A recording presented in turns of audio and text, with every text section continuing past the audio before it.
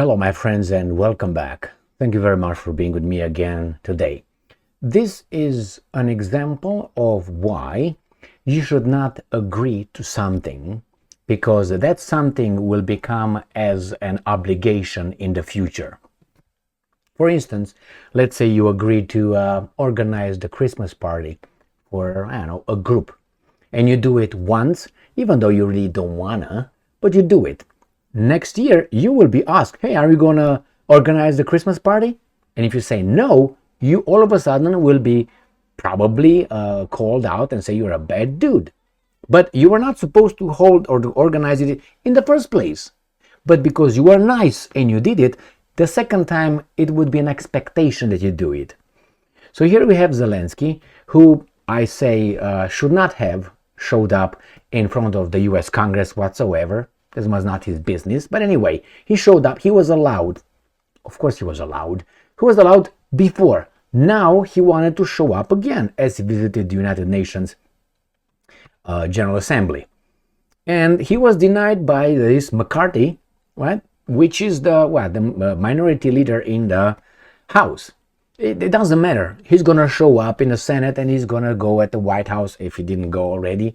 And I don't really care. But anyway, I'm just saying, all of a sudden, this McCarthy and the Republicans are appearing to be the evil ones because, oy vey, they don't allow this guy to come over again. Like the first one obliges the second invitation. No, it doesn't. But according to these guys, it does.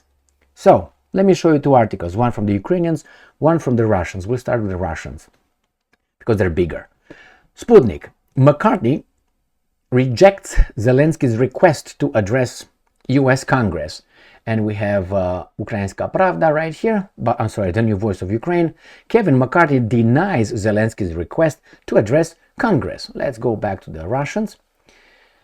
It says, US House Speaker Kevin McCarthy has turned down a request from Volodymyr Zelensky to address a joint session of the US Congress. NBC reported on Thursday. McCarthy explained his refusal by Congress's reported lack of free time for a joint address amid a busy legislative week, adding that Zelensky had previously had an opportunity to speak before the body, the report says. So instead of saying, no, that's not his business, fuck off, no, he doesn't dare to say that. He said, well, we're too busy. And the guy's going to say, no, we're not. It's too late. No, it's not. We can wait. I'm unbelievable.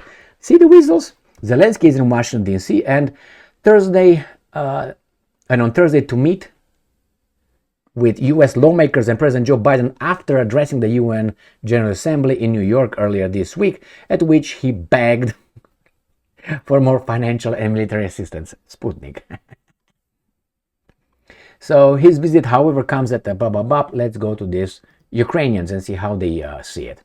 The Speaker of the U.S. House of Representatives, Kevin McCarthy, Republican of, I'm guessing, California, has denied a request from Ukrainian President Volodymyr Zelensky to address a joint session of Congress, NBC reported. But he's going to speak in front of the Senate because the other guys have Schumer and other Zelensky-Stein that they will do it. McCarthy said that Zelensky had requested to address joint session, but Congress did not have the time. But thus, a meeting was arranged for Zelensky with a bipartisan group of lawmakers. According to McCarthy, Congress had previously organized similar engagements for Italian and UK prime ministers during their visit. So now, what about the Romanian? They didn't invite the Romanian, so fuck off. What about Orban? No. What about Lula? No.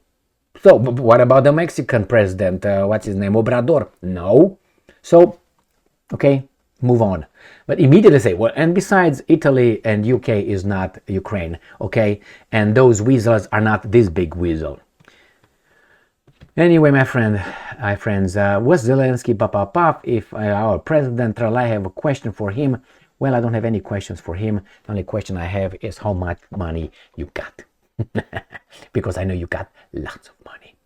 And you work hard for that. And the money, some are from this pocket right here.